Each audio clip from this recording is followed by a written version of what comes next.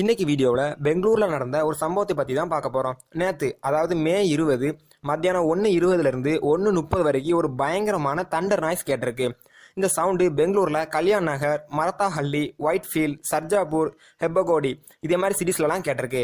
கிட்டத்தட்ட 65 கிலோமீட்டர்லேருந்து 80 கிலோமீட்டர் வரைக்கும் இந்த சவுண்டு கேட்டிருக்குன்னு சொல்கிறாங்க. முதல்ல இந்த சவுண்டை கேட்டதுமே எல்லாரும் எர்த்குவேக்னு தான் நினச்சிருக்காங்க. இதை பற்றி சோசியல் மீடியாஸ்லாம் பெங்களூரில் எர்த்குவேக்னு நியூஸ் ரொம்பவே ஸ்ப்ரெட் ஆகியிருந்திருக்கு. பொதுவாகவே நிலநடுக்கம்னா அதை சிஸ்மோமீட்டர் அப்படிங்கிற ஒரு இன்ஸ்ட்ருமெண்ட் யூஸ் பண்ணி தான் மெஷர் பண்ணுவாங்க.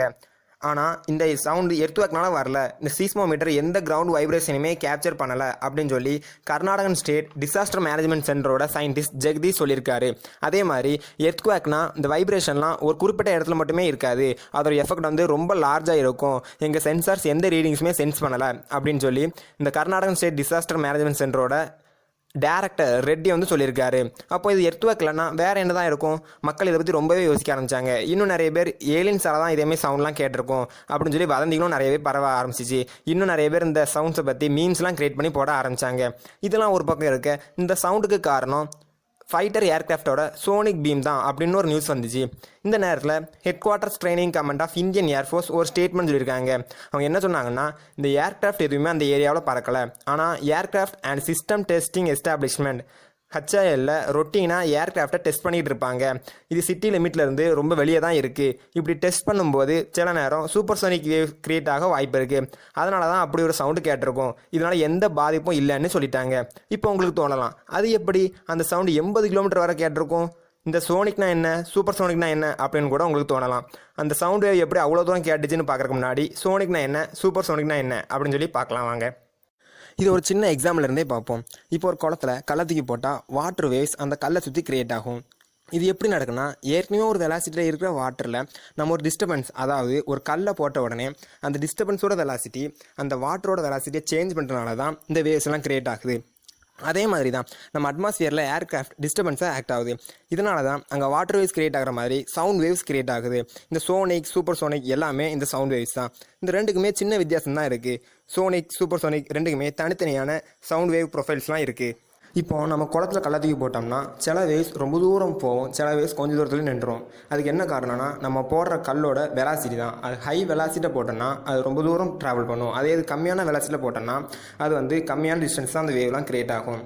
இப்போ இந்த சோனிக் வெலாசிட்டி, நம்ம சோனிக் ஃப்ளோன்னு பார்த்தோம்னா நம்ம டிஸ்டர்பன்ஸ் வெலாசிட்டி, அதாவது நம்ம ஏர்க்ராஃப்டோட வெலாசிட்டி சவுண்டோட வெலாசிட்டிக்கு ஈக்குவலாக இருக்கும். இந்த சவுண்ட் வேவ்ஸ் எப்படி ப்ரொபகேட் ஆகுது அப்படின்னு இந்த படத்தை பார்த்தாலே உங்களுக்கு தெளிவாகவே புரிஞ்சிருக்கும். அந்த படத்தில் எஸ்ங்கிற நோட்டேஷன் தான் நம்மளோட ஏர்க்ராஃப்ட். அதில் சோனிக் ஃப்ளோ சவுண்ட் வேவ்ஸ் எப்படிலாம் கிரியேட் ஆகுதுன்னா, நம்ம டிஸ்டர்பன்ஸ், அதாவது ஏர்க்ராஃப்ட்டுக்கு டேஞ்சன்ட் சர்க்கிள்ஸாக கிரியேட் ஆகுது. நம்ம டிஸ்டன்ஸுக்கு லெஃப்ட் சைடு பார்த்தீங்கன்னா zone of silence. Zone of சைலன்ஸ்னால் அங்கே எந்த எஃபெக்ட்டுமே இருக்காது, அதாவது அந்த இடத்துல எந்த சவுண்ட் வேவ்ஸுமே ப்ரொபகேட் ஆகாது, எந்த சவுண்டுமே நமக்கு கேட்காது. டிஸ்டர்பன்ஸுக்கு லெஃப்ட் சைடு பார்த்தீங்கன்னா zone of action. Zone of action தான் எல்லாத்துக்குமே எல்லா சவுண்டுமே ப்ரொபகேட் ஆகும், அங்கே மட்டும்தான் எல்லா சவுண்டுமே கேட்கும். அந்த ஜோன் ஆஃப் ஆக்ஷன் பகுதியில் இருந்தால் மட்டும்தான் நம்மளால் அங்கே ப்ரொபகேட் ஆகிற சவுண்ட் வேவ்ஸை கேட்க கூட முடியும். அடுத்ததாக சூப்பர் சோனிக் ஃப்ளோ.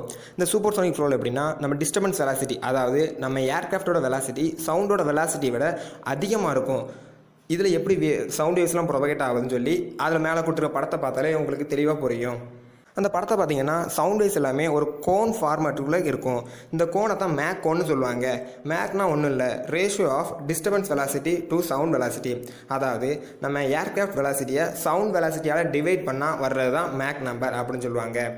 நம்மளோட சவுண்ட் வேவ்ஸ் எல்லாத்தையுமே அந்த மேக் கோனுக்குள்ளே தான் இருக்கும். இந்த மேக் கோனை தான் நம்ம இதில் ஜோன் ஆஃப் ஆக்ஷன் அப்படின்னு சொல்லுவோம். அதாவது இந்த ஜோனுக்குள்ளே இருக்கிறவங்க மட்டும்தான் அந்த சவுண்ட் வேவ்ஸ் எல்லாத்தையுமே கேட்க முடியும். அந்த மேக் கோனுக்கு வெளியே அது இருக்க எல்லா இடமே ஜோன் ஆஃப் சைலன்ஸ் அப்படின்னு சொல்லலாம். அந்த இடத்துல இருக்கிறவங்களால எந்த சவுண்ட் வேவ்ஸும் கேட்க முடியாது.